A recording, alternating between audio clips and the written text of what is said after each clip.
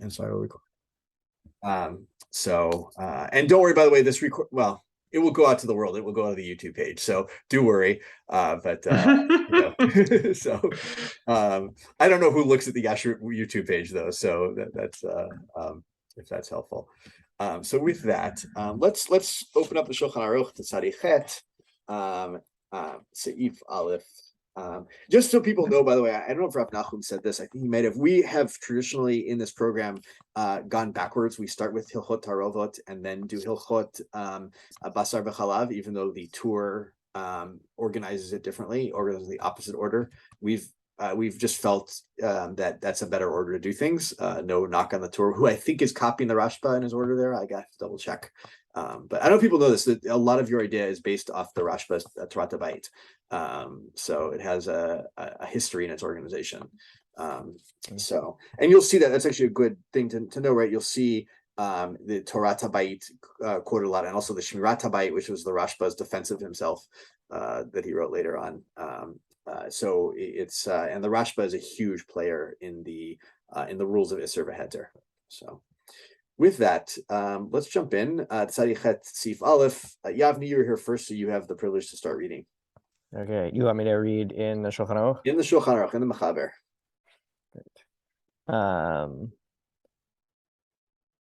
דין איסור שנתערב בהיתר ואופן ביטולו. ובו 9 סעיפים. איסור שנתערב בהיתר מין בשאינו מינו, כגון חלב שנתערב בבשר, יטעמנו עובד כוכבים, אם אומר שאין בו טעם חלב, או שאומר שיש בו טעם אלא שהוא פגום מותר, והוא שלא יהיה סופו להשביח, וצריך שלא ידע שסומכים עליו, ואם אין שם עובד כוכבים... Actually, before we get to אם אין שם עובד כוכבים, stop there, just explain how he's paskin so far. Okay, so if something forbidden mixes in with permitted food, if it is similar type of food, like forbidden fat that has mixed in with meat. Oh, sorry, if it's different type of food, like forbidden fat that's mixed in with meat, a non-Jew should taste it, and if the non-Jew says that there isn't the taste of fat in it, or if they say that there is the taste, but it makes it taste worse, then it is permitted. And this is, and that's if it won't become a positive influence on the taste in the end. Like even if right now it makes it taste bad, but later it'll taste good, then it's not good.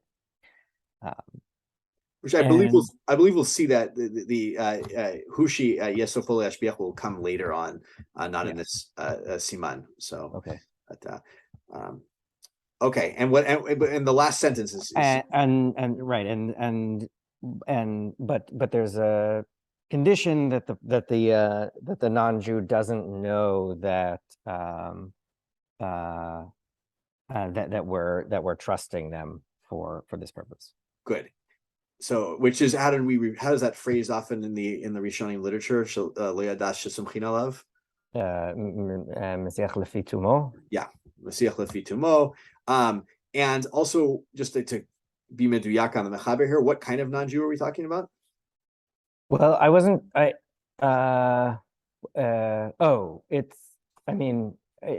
just a non-Jew apparently. Good. Yeah. Great. As opposed to the fact that it says Oved Kochavim is lavdavka. Is either an editing or... Oh yeah, I meant by that I didn't mean like does the person worship Baal versus does the person believe is monotheistic? What I meant to say.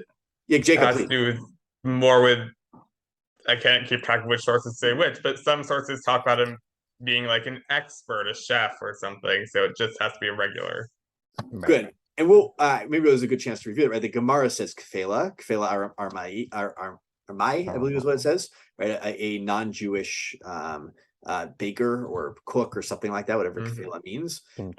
And different people take that differently, right? The Rambam just says non-Jew.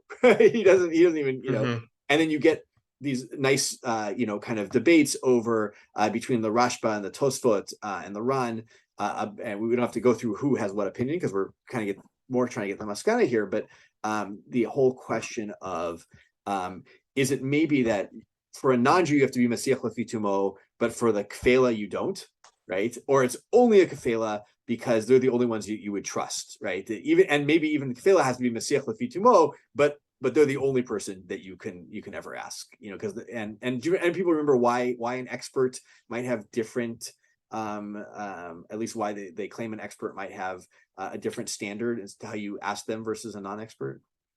Because they're Alan, because go for it. Yeah, they're mafsid. Good. Yeah, they have the same loss of reputation. Yeah, exactly. Right. Mirat Nafshe, there's different versions of this that we saw, right? But people don't want to ruin their reputation.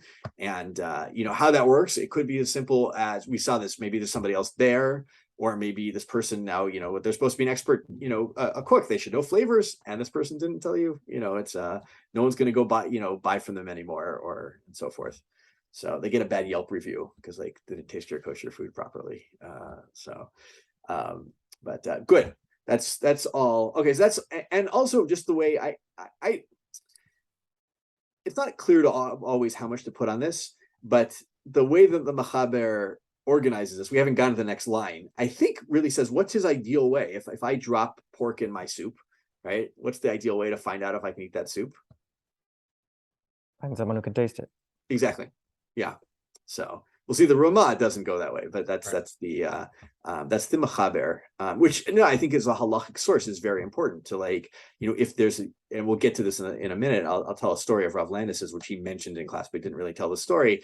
Right? Is that while we may not do this anymore, it's a pretty strong halachic claim to say, well, the Machaber says this is what you do, right? It's there are places we don't paskin for the Shulchan Aruch, but nonetheless, he's a strong source. Okay, let's keep going in the Machaber. We're on Tzadi Chet, seif Aleph, right after the Dalid referring to that's the Shach, isn't it? Yeah, it's the Shach there. V'im ein sham. Maybe Jacob, you want to read? Yeah. V'im ein sham ovid chavim l'tamo misarin v'shishin. V'chein im hu mim b'min.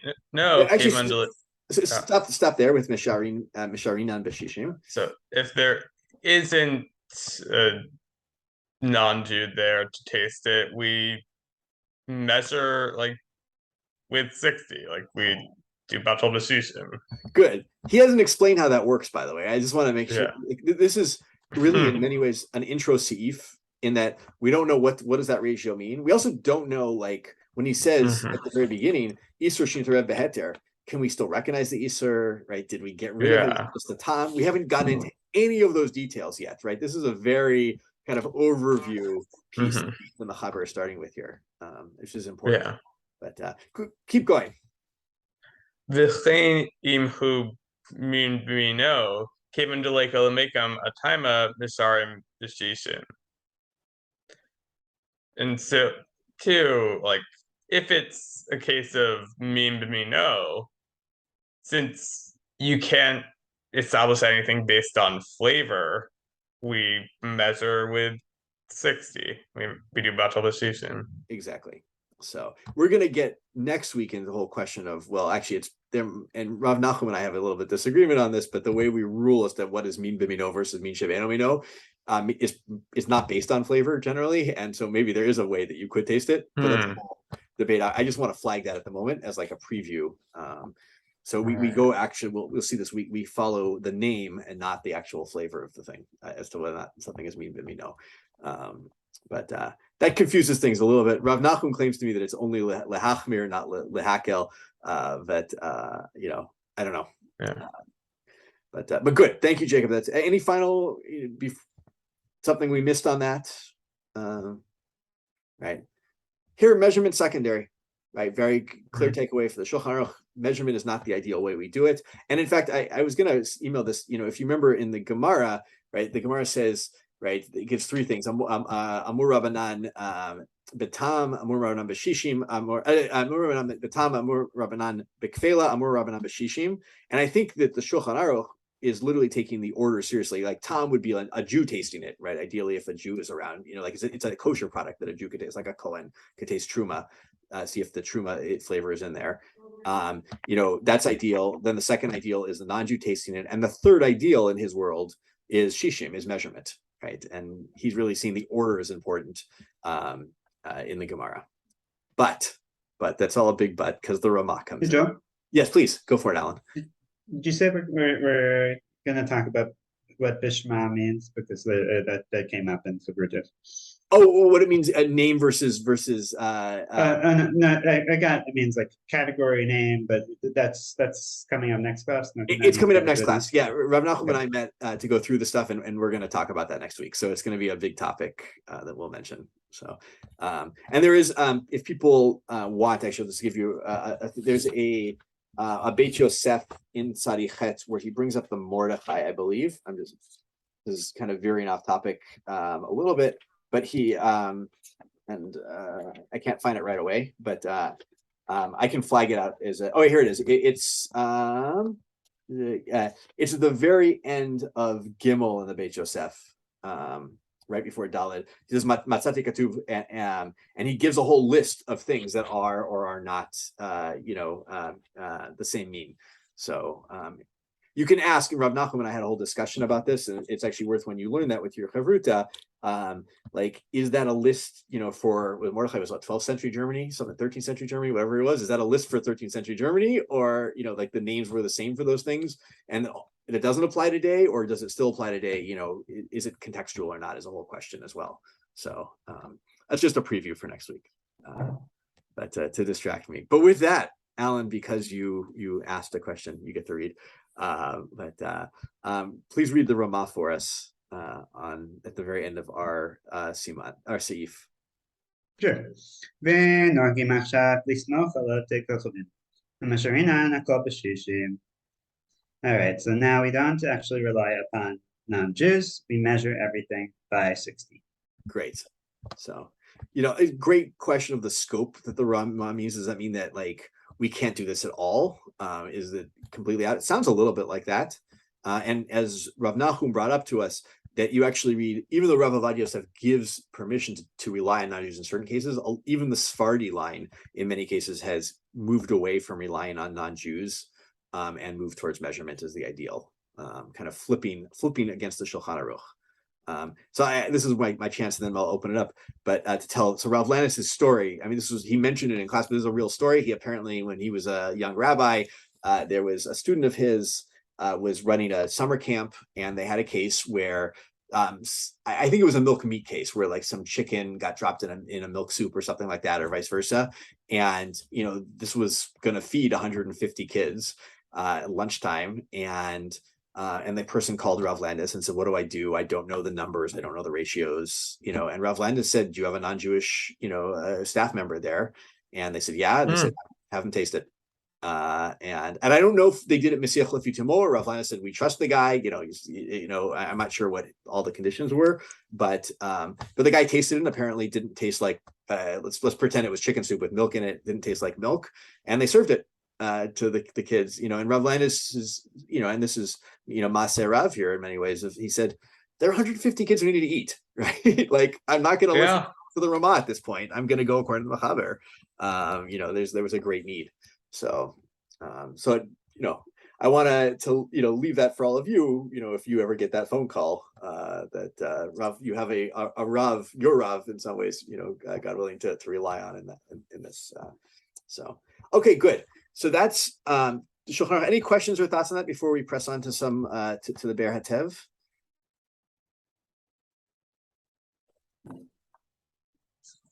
Okay, great.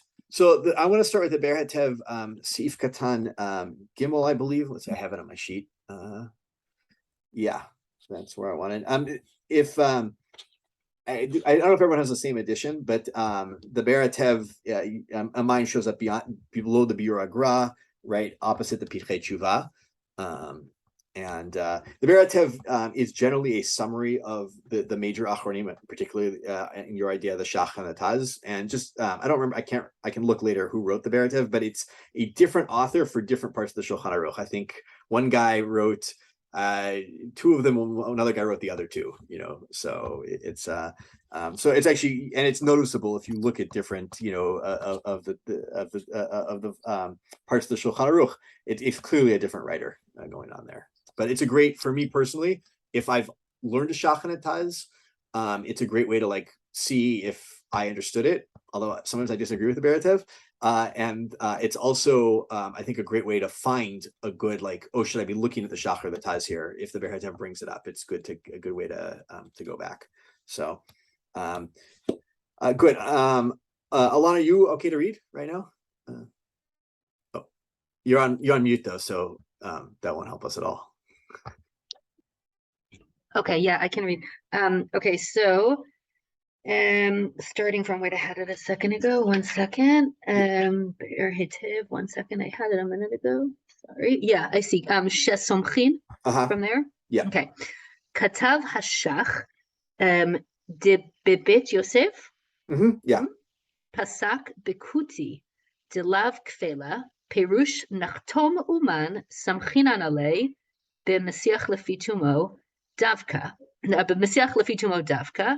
והכפלה סמכינן אפילו אינו מסיח לפי תומו, דלא משקר שלא יפסיד אומנותו, ונתבאר לך דכאן מיירי בעובד כוכבים שאינו כפלה, ולכך צריך שלא ידע שסומכין עליו, אלא שסומכין עליו. Right. Good. You can just summarize it if you want. It's you don't have to do it. Okay. And then, by the way, I also want to recognize for everybody, once we get into this stuff, I'm giving you new stuff you haven't seen. So, I will give a lot of leeway here. But okay. Because otherwise you're very strict. So according to the Shach, the Beit Yosef rules. I can't summarize. I'm sorry because I didn't. It's okay. Go for it. Yeah. Can I translate it? Okay. Yeah, please. Okay. So according to the Shach, the Beit Yosef rules that if it's a kuti who's not a kfela, kuti. Sorry, I'm going to interrupt you. Kuti just is another fill-in for non-Jew here. So. Oh, fine. Okay. If it's a non-Jew who's like a hedjot, okay, like a regular non-Jew, who's not a kfela, and a kfela is a nachtomuman. A kfela is like the professional baker. Okay. Then if he's this hedjot, then we trust him when he is, as long as he's mesiach lefi tumo, he doesn't know why he's being asked, etc. Like we're catching him off guard. Only in such a case. But if it's a kfela, then even if he's not mesiach lefi tumo, we know he won't lie because his reputation is at stake. And in this case, and it seems, and now it becomes clear that here we are talking about the case. We're talking about Noved Kochavim, who's not the kfela, and therefore it's very important that he be mesiach lefi tumo. He has to know that we're not asking him, a halachic question. Great. But he's filling in the gap here. The Shach, it says, well, if you read the Beit Yosef, he talked about both cases, the kfela and the non-kfela, and the Shulchan Aruch, he left out the kfela case. So how does he rule in the kfela case? The kfela case, he rules. He doesn't have to be mesiach lefi tumo. Exactly. So. Okay. But. Right. Okay. Ella shehikshu bataz uvashach kama kushiot al hamechaber. Deha kaimalan de ein oved kochavim ne'aman b'mesiach lefi tumo rak be'edut isha levad. Wait, hold on. Help me out, sorry. Umikol sheken. Right, sorry. Umikol sheken, okay. Shehitchaber atzmo, shabachaber atzmo katav b'seif bet. Demin b'she'eno mino asur midoraita, im kain heach oved kochavim ne'eman. That's a good place to stop and summarize or translate. Yeah. Okay, great. Okay, so hold on. But the Taz and the Shach raise some kashas on the mechaber, because we have this. We already know from somewhere else that we only trust oved kochavim who are mesiach lefi tumam in the case of a duty shah, like permitting, as we said, an aguna to remarry. Okay, only in such a case. They're meaning not in a case of food, tarovot. Okay. And moreover, even more so, the Shulchan Aruch himself wrote in seif bet that min b'she'eno mino is is asur midoraita? And if so, how can we trust a non-Jew to taste it? So for two reasons, for two reasons, we'd question the idea of trusting a non-Jew. One, that we know from elsewhere that we only trust non-Jews in the case of Edut Isha, which is not what this case is. And two, because this is a case of an Isur Deoraita. Yeah, so this is where I think the Bear had to have writes badly. Truthfully, what was me to because really, if you look in the Shach and Taz, like when we saw it in class, he's really saying, they both say that the only place in a Deoraita where we can use Mesiach Lefi Tumo is in the case of Edut Isha, and that we know the Mechaber holds that this is Deoraita. Right? Okay. So these are one and the same thing. Okay. Yeah. So it's not really a Makoshika, and that's why it's not. Yeah. I that's the thing. Unless the Bear had to, I didn't look into this. Maybe he holds that this also applies even in Derabanan cases. But the Shach and Taz didn't seem to think that was the case. They seem to think, well, if it's Derabanan, maybe we can play with it. So. Okay. Should I go on? Yeah, please. Okay. V'tiretz hashach diyesh lechalek dedavka hecha deleka lemekam alei demilta hu de'en oved kochavim mesiach lefi tumo ne'eman be'isur Torah aval b'min b'she'eno mino kevan de'ika lemekam alei demilta lahatimo lekfela samchinan alei. Great. Okay, I didn't quite on that, but let's see. Okay, so the answer that the Shach gives, now this was a kasha raised by the Shach and the Taz, but the Shach gives an answer here. Now we have to, distinguish between here. We're specifically talking about a case where I forgot. I did know what this means, but now I forgot. Leika lemekam alei demiltahu. Yeah, the best way I can interpret it is it's something that is somebody else. The ika lemekam alei demilta is like somebody else could also test it and make the distinction, right? Can also uphold the matter essentially, right? Versus, right. It's like a sofoli hishameh, right? We said like it's something that ultimately we will find out the answer. Exactly. Right. We'll ultimately know, right? I think okay. Right. Okay. So this is specifically a case where we will not, like, the answer will not ultimately be revealed. Okay. Right. Beautiful. Is that the right? It will not. Yeah. Beautiful. Okay. Because in Oved Kochamim, who is speaking Mesiach Lefi Tumo, is not trusted in Torah prohibitions, except in the case of min b'she'eno mino. I'm just going to adjust just what you said a little bit there. Is in cases where nobody else will ever find out, essentially, right? The leika lemekam alei demilta. That's right. Then where min b'she'eno min, right? Well, sorry. If no one else will ever find out, it's because Ta'am doesn't distinguish, right? But it's only when Ta'am actually makes it. No. He's sorry. Maybe I'll help here for a second. This is a very complicated concept. Is that in cases where no one else will ever find out, that's when we're never allowed to trust an Oved Kochavim, even Mesiach Lefi Tumo, except for Edut Isha. Okay. Only so he's very narrowly delimiting the case where he's limiting the cases where we will only trust the Oved Kochamim for Edut Isha to only things that will ultimately never be found out. Am I right about that? Yeah, because I guess the idea behind it is, if the Oved Kochavim knows that ultimately there is a way to determine whether he's lying or not, he's going to be more, he's going to take it more seriously, right? He's going to be more honest, and because ultimately we could out him. Yeah, no one's going to lie about something you're going to find out in the end, or not no one, but it's unlikely for someone to lie if you're going to find out about it. Right. So, as Rab Landy's memorable put it, they're going to say, "You liar, goy! There's treif in my soup." Exactly. It's that's what I said. Right. Okay. Very good. Okay. Okay.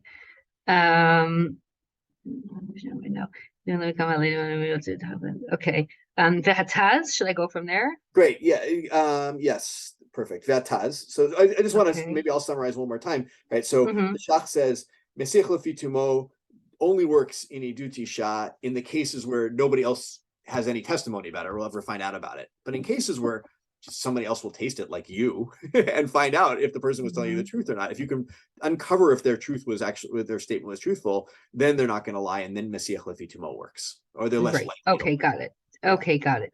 Okay. V'hataz tirates desvirale lahani poskim dehad ein oved kochavim mesiach lefi tumo ne'eman b'midi deoraita. Hainu b'mai debai edut davka. Masha Enken. Right. Masha Enken be'isur v'heter de De'en sarich edut, thank you. De'en sarich edut gemura ela behochacha sagi mehani shapir mesiach lefi tumo veha re'aya shekfela mehane afilu eino mesiach lefi tumo mitam delo mera chazakte, right? Uvemidi debai edut vadai. Stop there before we get to the edut. Stop there. Vadai. Okay. Yeah. Okay, Beseder. Okay. Okay. So the Taz. So we had the teruts of the Shach already. This was a kasha raised by the Shach and the Taz. First we had the Shach's teruts, and now we're going to have the Taz's teruts, right? The Taz said, yeah. Am I right about that? Yeah. Of course. Yeah. Okay. So the Taz says, that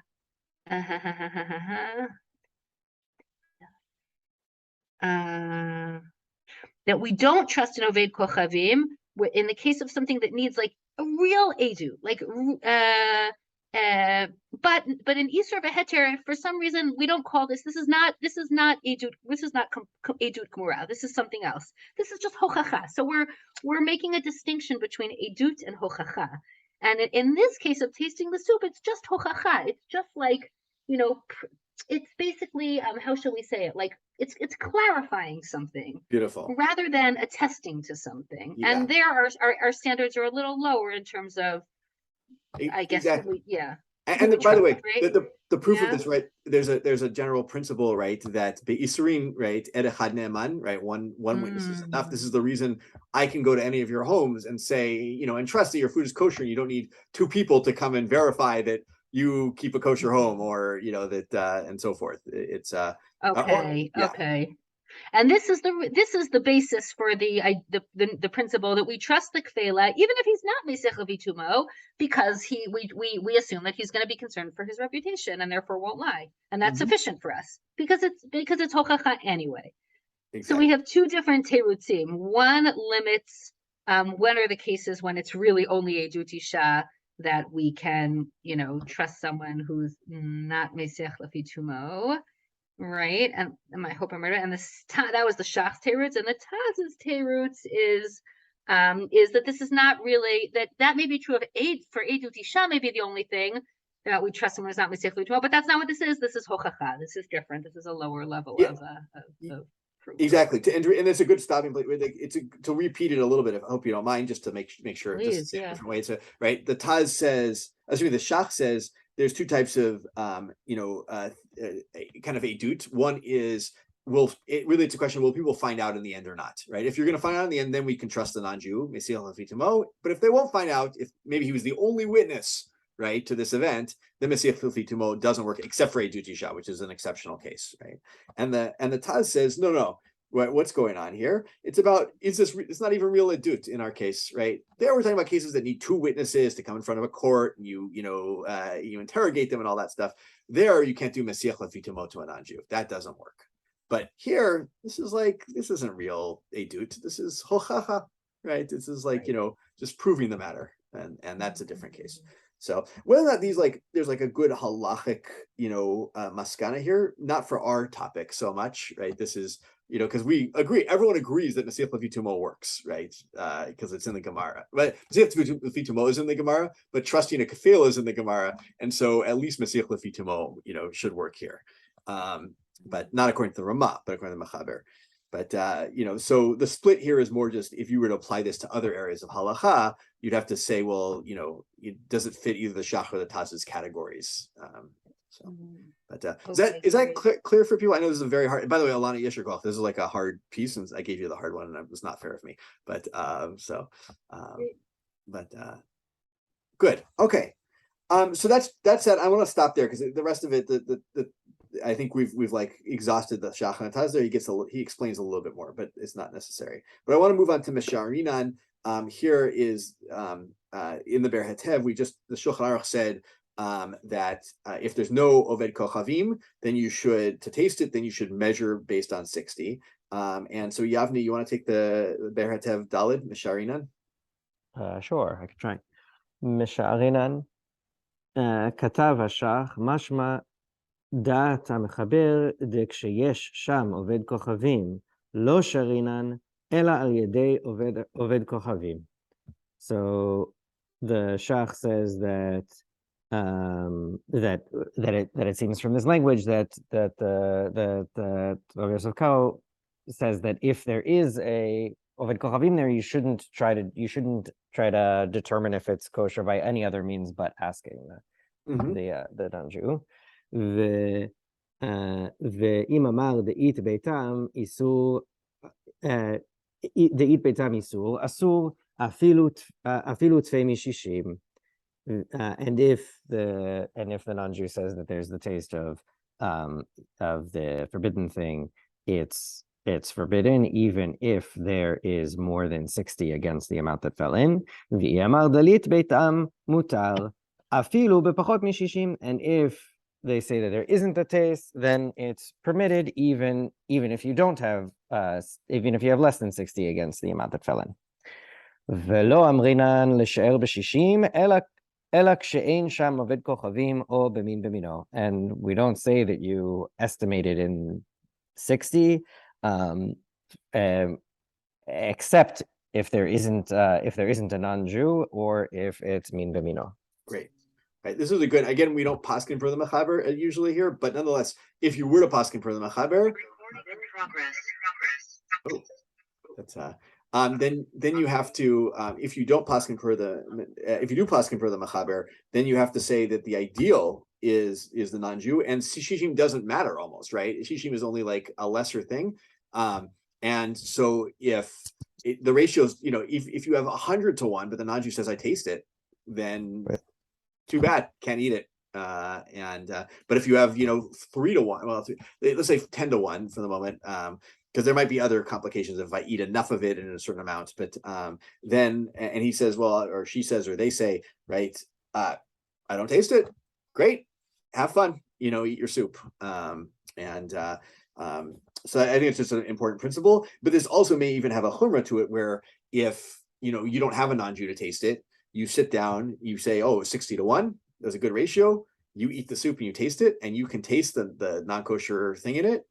You can't eat it anymore, right? That's a sore at that point, potentially. It's a potential read here. There is, by the way, we didn't do this in class, and I because it's chazarah, I didn't want to do this, but I want to flag it that I think it's the first shach, if I remember correctly, or second shach on this seif, gets in the whole question of like tasting and not swallowing versus tasting, like just tasting with your tongue, which in some cases is permitted with like cases of blood and so forth. And he tries to get into a distinction of why that's not the case. Why can't I just put it on my tongue and spit it out here, essentially? All right. Good. A lot of information there. Hopefully not too much. I want to move on to the next piece in the Ber Hetev unless there are any questions on that. All right, last Ber Hetev we're going to do today. Yossi, Yavni, you just read. Jacob, if you would read Lismoch. This is the Ramaz comment that we no longer rely on non-Jews. Yeah, and sorry for the lighting of where I am. It's okay. Yeah, Lismoch Havasha. Mashma davka oved kochavim lo samchinan. Aval atayma Yisrael samchinan. Kagon gabe inun shechatchu bisakin shel basar. Masha amar b'siman tzari vav. Good.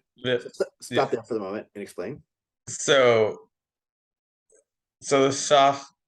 Right, so this teaches specifically on Oved Kochavim, that we don't rely on them. But we do rely on, like, what Yisrael tastes. Mm-hmm. For example, by, not sure what, Sinun is a radish that you cut with a meat knife, right? Is what he's talking about Oh, here. right. Yeah. Right. Yes. Like people will know. Yavni will tell you. I'm gonna mix up all my different species of vegetables here, but I think it's known as a radish, right? Is that? Did I get that right? I think it is in modern Hebrew. I'm not sure. Yeah. Who knows what it meant back then? That's why yeah. Right. This is just to clarify this case here, right? Is there's an idea that knives maybe are, even when they're cold, might impart flavor because they're sharp, or at least might impart flavor in sharp things when you cut them. We'll get into that later. And so, well, what if I cut like a radish with my meat knife and I want to put that radish in my milk soup, right? Right. You might say, oh, well, I don't know the ratio. And he's saying, so taste it. Does it taste like meat? It doesn't taste like meat. You can throw it in your milk soup. Not a problem. And this actually happens in our world all the time. I've done this before where I'll cut, an onion. It might be a better case. Although Rav Nachum will have his own kula on onions that we'll hear later on this year, potentially. But if I cut an onion with, a milchik knife, and then I want to know, can I use that onion in meat? And so I've done this. I just taste the onion. That's simple. But the Baratev saying, yeah, according to the Shach, that's perfectly fine. You don't need to worry about the ratios anymore. So, all right, keep finish it up for us, Jacob, if you don't mind. Okay, yeah. V'chein ha'omer konim basar v'yayin shani toim v'nafal tavsil asar lo b'notein tam samchinan ataimat Yisrael afilu eno uman. Good. I'll stop you there just to explain. Do you know this case? Can you explain it, or is it? I'm not sure. Do you mind if I help you out here? Is that okay? Yeah. Great. Right. You have a Jew who takes a vow, right? A konam, right? He says, right? Okay. And that the person says, I'm not going to eat. I'm not going to drink wine, right? And so the general rule that we have is it follows the rules of Isser v'Heter. If you can taste the wine in something, then he can't. That person cannot eat that thing. And so, well, what if some wine drops into it accidentally, or maybe you're, serving it to the person? What they can have another person who didn't take a vow like they did, taste it, see if there's a flavor of wine in it. Okay. Yeah. So, okay. And he says afilu eno man, right? It doesn't have to be an expert, right? I, as a regular Jew who has no special tasting abilities, unlike my daughter who is incredible in tasting abilities, right? Can taste it. But I actually don't want to say that as a halacha. I say, like, there might be questions that can come up about, well, what is the average taster like, but we'll leave that for the moment. Okay. And keep going, finish it up. Yeah. Vafilu netarav gufat davar devada Yisrael mishaker delo kid Teret Taz, which is another commentary. Okay. Teret Teret Taz she achmir bezet adkan lomar. Yeah. Adkan listen. Okay, so and even if like the principal thing like mixed in since someone who's Jewish certainly wouldn't lie, and this isn't like the Teret Taz who would be stringent on this. Exactly. So now whether he's stringent about the goof, if the goof davar is nitarev, or the idea of tasting in general, I don't know. I didn't look at his commentary on it. So but you can imagine, this is he says no, teima still, it's not the Ramah, it's a good read of the Ramah's language, right? Ramah didn't get rid of teima. The Ramah got rid of Oved Kochavim who case it, which kind of bring I'm going to say something maybe a little harif here, might also bring up all sorts of questions of like, well, what if we have a relationship with non-Jews where they do, they think our kashrut is important and they are, honest about that kind of stuff. It's we definitely live in a world where people take dietary restrictions very seriously. I'm not posking on this. I'm just throwing it out there as a possibility. So, and I definitely, I've had cases where, non-Jews, when I didn't work as a rabbi, when I worked as an engineer, and people would ask me, like, can I serve you this food, and they'd be very, very concerned about it. It was like very important to them that they could find something I could eat, and that they wanted me to watch and see that it was good. It wasn't a case where anyone was trying to trick me or something like that. So, okay, good. We're at 246. Maybe I want to read maybe one thing in the Aruch HaShulchan. Let me just pause. Are there any questions or thoughts or anything so far? People feeling good, like this is useful for them for their time? Yeah. Okay. And you keep giving me feedback on that. I want to know that this is helpful. So I'm going to share a document. I don't remember if I shared it in the, but also share my screen as well, so that people can see it. We can read along, and maybe I'll read. And I also I know, Alana, you told me that sometimes you'll be doing what we all should do on Thursday nights, is Shabbos prep. So I'm not going to ask you to read. So here's what I wanted to read. This is the Aruch HaShulchan. And seif Yud Tet, I just want to remind us of Rashi's Shita, which is different for all of this. And I think it's important to remember. So I'll read. Veda ledat Rashi, yesh shenoten tam biyoter mishishim, el shetam kalush hu, aval im yiten tam, v'lachen bestama lo chashinan le, aval im yitamu sheyesh bo eza tam. Oh no, this is the Rashi I wanted. No, but it's kaf. That's where I wanted to read in the Rashi. Here we go. V'zeshel shanatur upiresh Rashi had the samchina on kfela davka b'diika shishim ve'afilu hachi lo share ad shitamenu kfela. Right, Rashi, who's different from everybody else, says that the fact that we rely on a non-Jew, whether or not it's an expert or not, we're not going to worry about for the moment. That's only when you already know there's a 60-to-1 ratio, right? And even so, we don't permit it until the non-Jew tastes it. Aval kfela below shishim or shishim below kfela la, right? But if it's 60 without a non-Jew or a non-Jew without 60, you can't rely on that. Vehani mili b'ita kfela, right? But then that's only if there is a kfela. Avamin b'mino lo shayach be'temat kfela, right? But of course, amin b'mino, that's not relevant to have someone taste it. Or afilu min b'she'eno mino v'leik kfela, or if it's min be'eno mino, but there's no, I don't know, you live in a non-Jewish, in a Jewish enclave, right? There's no non-Jews around to go find to taste your food.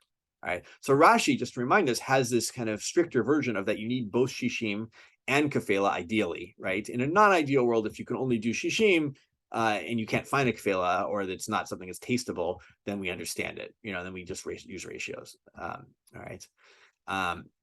Right. Veleka kfela answer chazarah, and you actually, you don't have to go searching after a guy to find him. But if they're there, if you're in a place where a non-Jew can taste it, according to Rashi, 60, you need a ratio of 60, and you need the non-Jew to taste it. All right. Right. And it says ve'ipe shishim shari, and if there's 60 and there's no non-Jew around, then it's permitted. Okay. Ramban, but the Ramban chilek disagrees. Right? He says, if you recognize the isur and you throw it out, in other words, I drop a piece of chicken a non-kosher chicken in my soup, let's say, and I take out the piece, I throw it away, but it has exuded some flavor, some maybe some brine, some flavor. Then kevan shemina din lo hayalan l'sha'er ela betamo. Right, and because the base rule is that we shouldn't measure, we should taste it. Right, we just don't know how much it is. Then we can rely on the non-Jew, right? Even if there's not 60, keneged gufa isur, against the isur itself that fell in, right? Aval gufa isur nitarev u'shuchim shishin levatlo az lo samchinan kfela bebatzir mishishim. He says, but if the actual substance, not the ta'am, was still in the thing and like melted in, right, then we need 60 to negate it, and then we only rely on the non-Jew if there's already 60, right, not if there's less than 60. So aval b'shishim miyas shari, but if 60, it's permitted. And just like Rashi says, but you don't need to go searching for this kfela klal at all. V'ri piresh is the third thing. This is Rabbi Yitzchak Midam Pierre, the Tosafist. debechol inyan samchin on kfela afilu bevatzir mishishim, right? Then we always rely on kfela, even less than 60. This is how the machaber, right, actually paskins. Uveshishim ain't tzarich kfela klal. And once you have 60, you don't need a kfela, right? Afilu im hu lefanenu. Actually, it's not quite how the machaber paskins. I'll correct that because the second part he doesn't have, right? Afilu im hu lefanenu, right? So even, right, if it's, right, if the kfela is there, the Re says once you got 60, you don't need them. So really, it's only if you have less than a 60-to-1 ratio, then you rely on the non-Jew to see if you can eat it. Lezeh scheme, he scheme Adoni Avi Rosh, and he's quoting the Torah, and the Rosh says, the Torah says, and my father, the Rosh, agrees with the Re. So just to give those three ideas, Rashi says you need 60 plus the kfela. The Ramban says you just need the kfela. It doesn't matter the ratio as long as the goof of the Isur isn't there. But then once it is, you need 60 in the kefela. And the third opinion, which is the Re. No, you need 60 in the kefela is. You don't need the kefela. Say it again, Yavni. If it is the goof, wait, if it's where does he? Yeah, the Ramban says if the goof of the Isur is still there, you need 60 plus the kefela. But if it's the goof of the Isur is not there anymore, it's just the ta'am, then you only need the kefela. Did I get that right? I didn't see that the Ramban has a use for the kfela if the goof is there. Then you just need 60, right? Oh, sorry, you're right. Yes, you are right. The kfela is not. Then you need 60. So, but you only need the kfela if there's not the goof of the Isur there, and then you don't need 60 necessarily. Thank you. Good. I got it wrong too. And the Re's opinion is for less than 60 you need the kefela, for more than 60 you don't need the kefela, right? So this is not how the machaber paskins. The machaber seems to paskin that we rely on the kefela irrespective of what the ratio is, and if the kefela is not there, then we need the ratio, right? Which is a very a different look, because the machaber might say then, we saw this, even if it's 60-to-1 and the kefela tastes it, then it can be problematic. And ideally you should use the kefela, even if you have the measurement. So, but I just wanted to lay it out to remind people of this Rishon debate among the Rishonim on this topic. Okay, good. That's all I wanted to do today. So I will, any final questions or thoughts or? Yeah. This is how we'll do things most weeks. And let me stop the share and I will stop the recording.